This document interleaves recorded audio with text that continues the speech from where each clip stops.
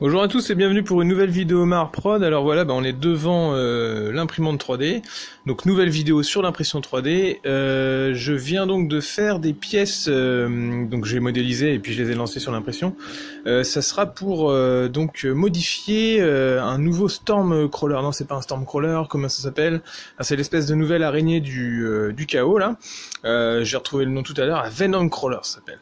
Autant pour moi. Et donc c'est une araignée mais elle a que 6 pattes. Donc c'est pas une araignée, donc j'en ai fait deux nouvelles, légèrement plus grandes que les plus petites en gros, et en gros entre la plus petite et la plus grosse, et donc c'est parti pour l'impression. Alors là j'en suis à 7h30 d'impression, sachant que j'ai fait 4 pattes d'un coup et que j'en ai besoin que 2, donc j'en aurai 2 en supplément, et j'espère que l'impression a fonctionné.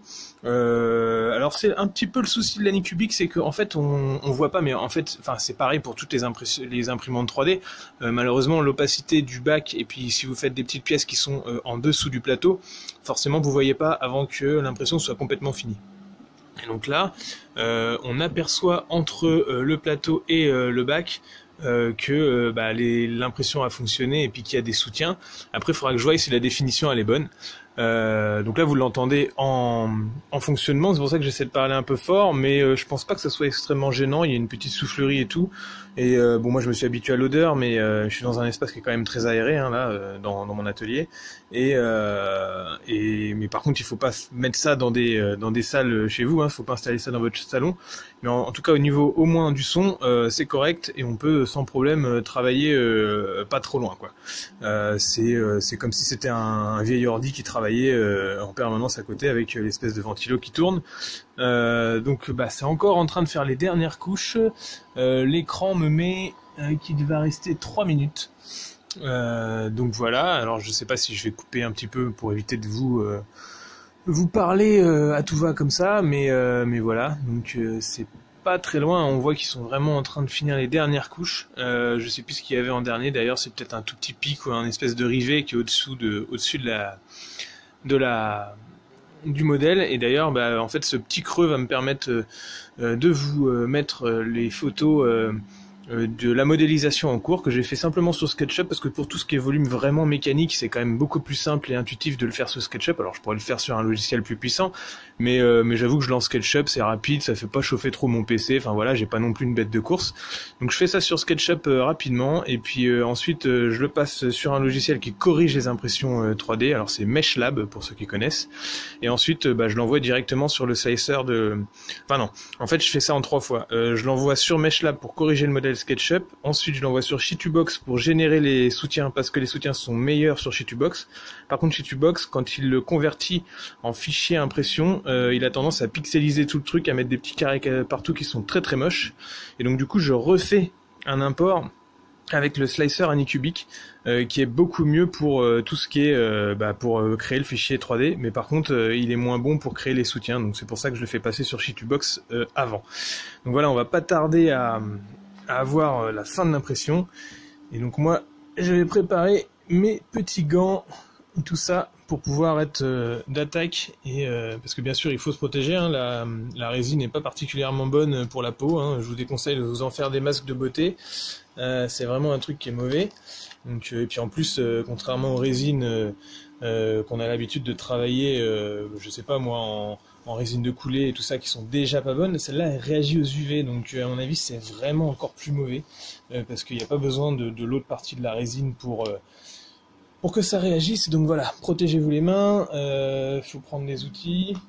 Ici j'ai donc, ça c'est la petite palette qui était fournie avec la machine pour décoller les impressions, et là vous voyez ça arrive à 100%, donc le plateau il se relève complètement. Et puis après ce qu'il vous faut, ça c'est pratique, c'est quand vous faites vos bains au niveau de vos pièces avec l'alcool isopropanol, isopropylique, je sais plus comment ça se dit, il vous faut une grande pince comme ça vous permet d'aller chercher vos trucs. Donc voilà, on va voir si ça a marché.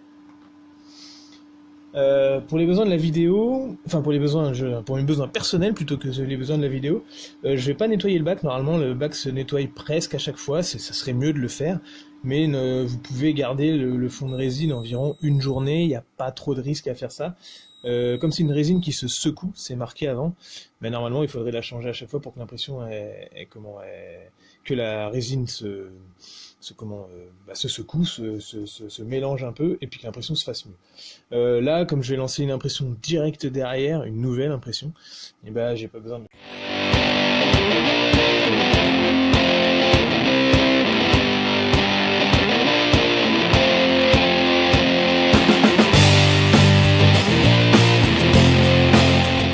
Donc on voit les soutiens qui sont là, et puis donc les espèces de pattes arachnides. Le moyeu va s'attacher ici, ensuite il y a le retour qui est là, et puis le truc. Alors je me dépêche de nettoyer, parce que si je les laisse, on va dire, à la lumière ambiante comme ça, bah, ça pourrait faire figer les trucs. Normalement non, hein, je suis quand même en intérieur, mais il faut le nettoyer vite.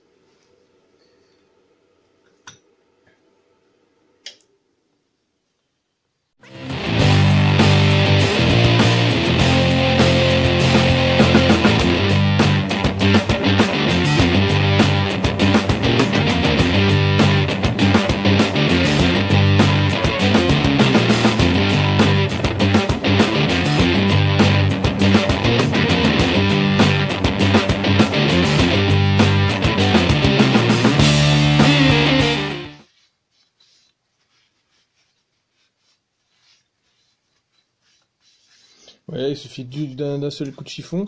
Ici, on voit il y a des micro-rayures. C'est parce qu'en fait, j'ai fini par poncer, alors très légèrement. Hein, d'ailleurs, on voit encore l'anodisation du plateau alu, c'est-à-dire la couleur bleue. Donc du coup, ça veut dire que j'ai pas frotté trop fort, mais j'ai frotté légèrement avec un papier de verre à environ 800 000 pour créer ces micro-rayures et permettre une meilleure accroche des modèles, parce que pendant un moment, j'avais un souci d'accroche sur certains modèles. Alors je sais pas si ça venait de ça, mais ça s'est amélioré. Donc peut-être que c'est moi aussi qui me suis amélioré dans les réglages, mais voilà comme ça. Hop, donc là.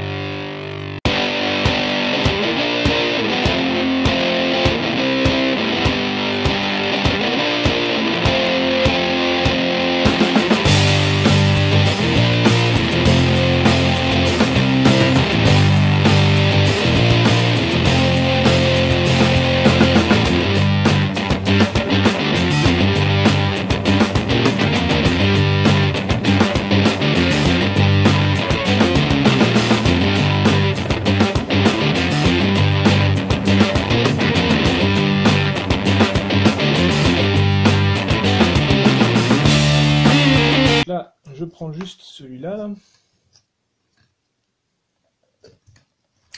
Et après, ce que vous pouvez faire, c'est finir avec une eau savonneuse. Donc là, on est sur ce modèle-là. Je me mets en face de la caméra quand même.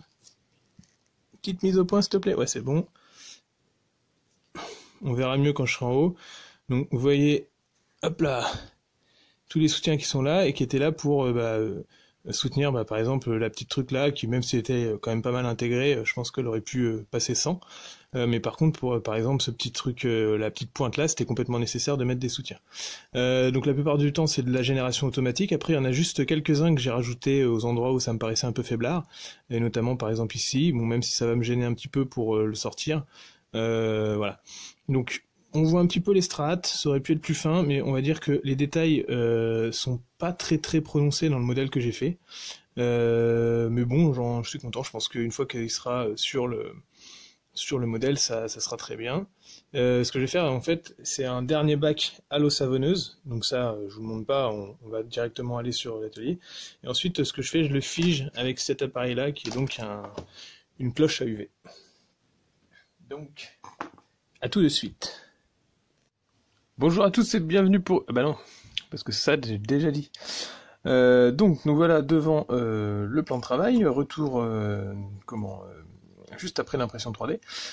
Ici on a les impressions, donc voilà, vous les voyez un petit peu mieux à la lumière avec la caméra là. Donc on a la patte, et puis les soutiens et le raster. Alors le raster, qu'est-ce que c'est? Le raster, c'est ça peut être de plusieurs formes.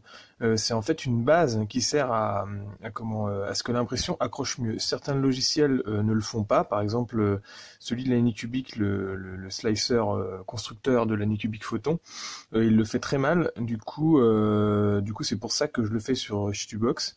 Shitubox, il génère bien le raster, et puis après, par contre, c'est l'inverse. Le slicer Anycubic génère un peu mieux, je trouve, les soutiens. Bon, après, c'est à vous de les placer vous-même. Là, j'aurais pu placer le truc un peu mieux, hein, c'est-à-dire, on voit quand même un petit peu les lignes. Si je l'avais orienté un petit peu mieux, alors peut-être que les lignes auraient été mieux dans, je sais pas, peut-être à l'inverse, comme ça, enfin bref. Je l'ai orienté de base tous comme ça, les uns derrière les autres, là. Et le raster, ça permet de mieux coller au plateau. Moi perso, quand j'en fais pas, j'ai beaucoup d'impressions qui lâchent. Donc du coup, je préfère en mettre un tout le temps. Et ensuite, il est de différentes formes. Soit il est complètement plat, comme une base normale sur laquelle vient s'appuyer vos soutiens et votre modèle. Soit il a une forme de skateboard. Donc c'est comme ça que ça s'appelle dans le logiciel. Si vous prenez le raster de forme skate, c'est qu'en fait il est biseauté sur les bords là comme ça, pour permettre à la spatule de bien se planter et passer en dessous. Ensuite, à vous de gérer l'épaisseur. Ici il est un tout petit peu épais, ce qui fait que j'ai des petits détails qui sont sur la coudière là, que j'avais mis des pics. De toute façon, ils étaient, je pense, un tout petit peu petits, et en fait ils ont été un peu bouffés par le raster et puis les soutiens. Donc ça, c'est des petits réglages à faire. Et puis pareil, j'ai mis deux soutiens assez malheureux qui sont là et là. Dans le modèle d'impression 3D, j'avais l'impression qu'il touchait pas au modèle, parce que le petit pic était censé venir juste soutenir le coin de la plaque de blindage qui est ici. Et en fait, il colle au modèle, et ce qui fait qu'il bouffe un petit peu le détail que j'avais mis là, c'est-à-dire j'avais mis une sorte de pic du chaos là, et donc des deux côtés, il bouffe un petit modèle. Bon, c'est pas très très grave. Donc là, j'en ai déjà nettoyé un. Qui va donc me servir de pâte additionnelle sur le modèle que vous voyez là. Donc ça, c'est les pièces plastiques du modèle Venom Crawler qui est disponible dans la boîte, alors c'est Shadowforge je crois, la boîte de mémoire. Donc moi j'ai récupéré ce petit kit là, c'est plutôt bien conçu, puis c'est une nouvelle créature du chaos, complètement nouvelle, hein, une sorte d'arachnide démoniaque et mécanique. Avec des canons sur les côtés. Elle a pas de canon dans la bouche, elle a juste l'option des canons sur les côtés. Je sais pas s'il y aura des évolutions ensuite, parce que quand le kit va ressortir indépendamment, peut-être qu'il y aura d'autres évolutions, hein, comme le Armiger était sorti dans la boîte normale. Ils avaient dit au début non, il n'y en aura pas d'autres, et en fait quand il est sorti, il y avait les lanciers qui étaient disponibles, enfin bon bref. Alors donc ça se met plutôt comme ça, non, je sais pas. Je vais voir tout à l'heure, et donc hop. Bref, j'ai la petite notice à côté, parce que il y a 2-3 pièces, histoire de pas se tromper si jamais ça s'installe. Donc voilà, c'était pour faire une 4e paire de pattes, et donc ensemble on va décoller ça de ces soutiens. Alors c'est des tout petits soutiens, là j'ai fait le plus fin, et ensuite il y a médium et puis gros. Donc là, comme on est sur de la figurine, on a besoin de petits soutiens. C'est des petits trucs qui sautent tout seuls, hein, vous voyez à l'image. On peut même les péter à la main si vous êtes sûr de vous et que ça va pas abîmer le modèle. Et l'idée, c'est d'y aller tranquillement pour pas abîmer les parties les plus fragiles, parce que la résine UV, au moins celle que j'ai là, elle reste quand même un petit peu cassante.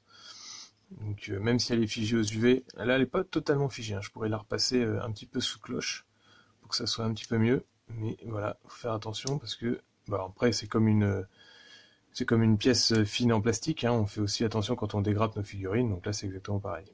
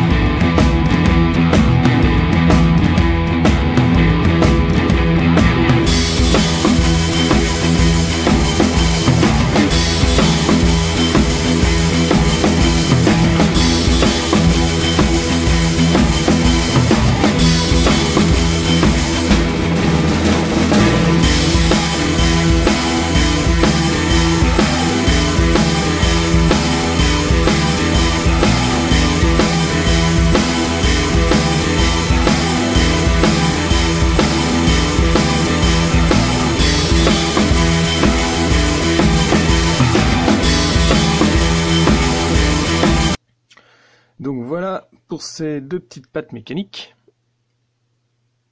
Quick, quick, quick. Donc ça demandera peut-être un petit peu d'ajustement sur le modèle, hein, parce que l'idée c'est qu'en fait, vous voyez les emplacements, ici il y a une sorte de patte un peu large à l'avant, une patte la plus fine c'est la seconde il me semble, et puis ensuite la plus grande et la plus grosse qui est armurée c'est la dernière, et moi je voudrais que cette patte là elle aille justement plus ou moins à cet emplacement là, peut-être d'ailleurs que je la couperai pour la modifier un peu, on verra.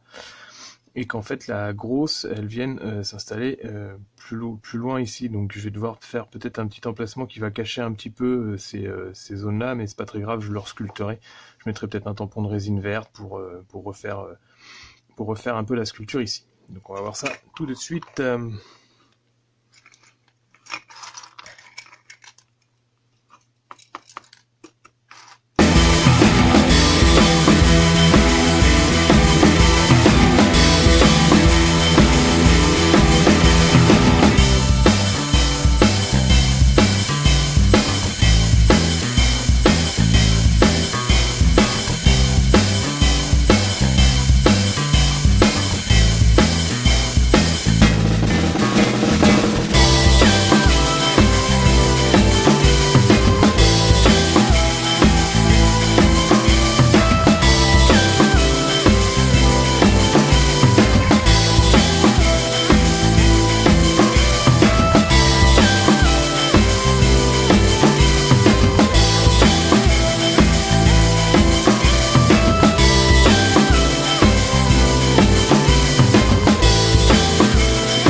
Espèce de trou là, du coup je ne sais pas à quoi ça correspond. Moi je vais mettre les pics quand même. Je sais qu'il y en a qui les mettent pas parce qu'ils aiment pas ça.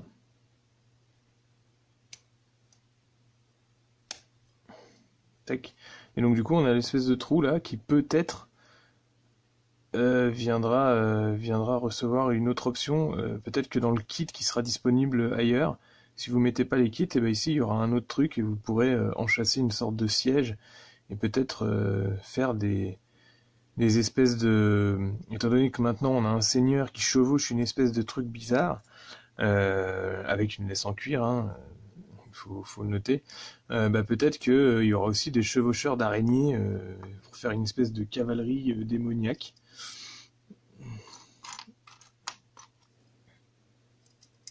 C'est jamais, hein. Les voies du chaos sont complètement impénétrables.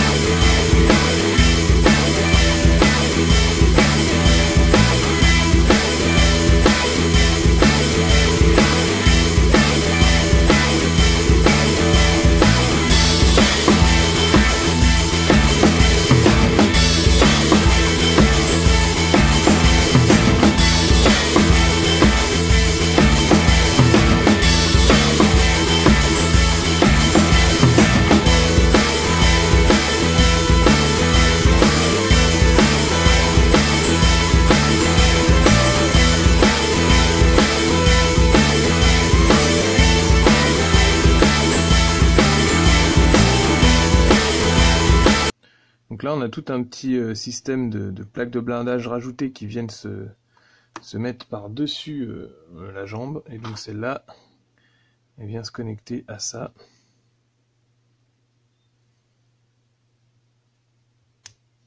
Il y a tout un petit... Ils ont fait des systèmes de clips qui sont vraiment ingénieux. Donc là je vais peut-être un peu vite et du coup... Voilà. J'aurais dû poser de la colle. Et attendre qu'elle sèche.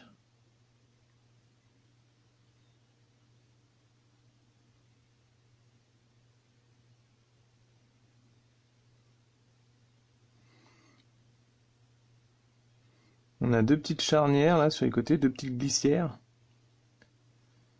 qui viennent s'enchâsser en force à l'intérieur de la flèche là avec les petits ergots. Et clac. Du coup ça se met tout de suite en place et c'est plutôt bien foutu.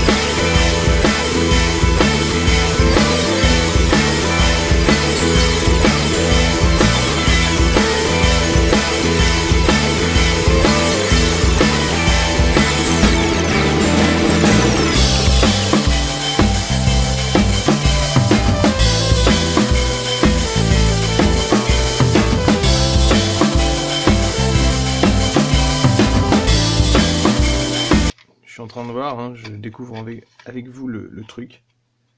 Du coup, il y a ça. Comme bien sûr, j'ai pas fait modulaire, bah, soit je coupe et puis je modifie un peu l'angle, soit j'inverse les deux pattes, ce qui est dommage parce que elles connectent plutôt pas mal.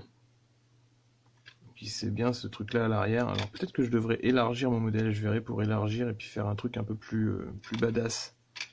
Pour celui que je proposerai, pas à la vente, mais ouais, on va essayer de faire ça. Du coup, je vais couper mon modèle.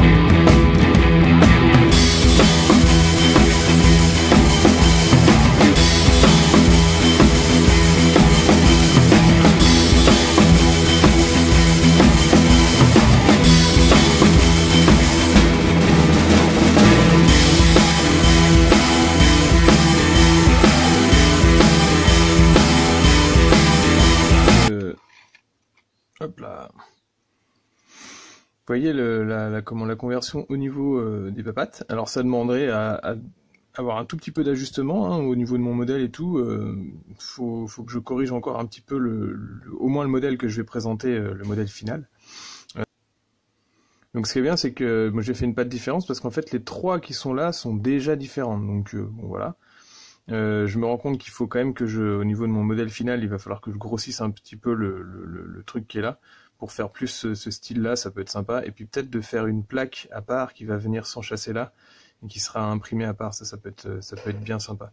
Puis ça peut permettre aussi, si vous avez besoin de modifier la connexion de cette future patte en 3D là, de couper et puis de remettre la petite plaque de blindage par-dessus et du coup de camoufler un peu la connexion. Donc voilà pour cette vidéo, j'espère que ça vous aura plu avec ce petit bout d'impression 3D à appliquer sur la figurine, hein, comme je vais essayer de continuer au niveau de mes vidéos. J'espère qu'elle n'est pas trop longue, j'ai dû donc accélérer certains passages pour que ça soit moins embêtant, moins long. Et puis en tout cas, bah voilà, ça apporte plein de choses à la figurine, l'impression 3D, donc j'espère que vous allez pouvoir vous lancer de votre côté. J'ai vu que suite à mes vidéos, il y en avait plein qui avaient acheté la même machine que moi, ce qui est bien, hein, c'est sympa, comme ça permet déjà de proposer plus de choses, et puis aussi de se partager les connaissances pour avoir des choses en commun, et puis de s'aider au niveau de nos réglages et nos paramètres. Et à bientôt pour d'autres vidéos. J'espère que celle-là vous aura plu. N'hésitez pas à vous abonner si c'est pas déjà fait. En tout cas, lâchez-moi un petit pouce bleu, ça fait toujours plaisir. Et puis à bientôt pour d'autres tutos, figurines et d'autres projets décors et modélisme.